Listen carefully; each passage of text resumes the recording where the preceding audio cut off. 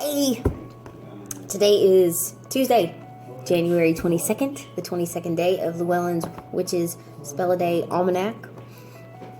The moon is going to be moving into Virgo tonight at 10:22.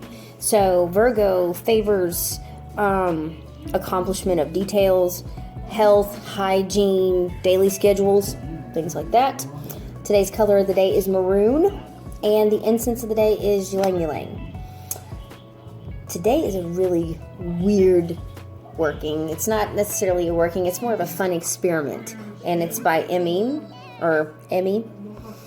It's called Answer Cat's Questions Day. They want you to talk to your familiar. So we will get into that. Sweet blue baby. Talk to me. Talk to me. Love her.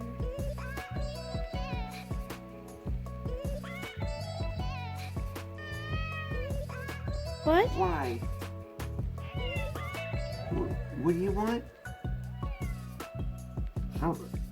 Outside? Yeah? Okay. I'll let you outside.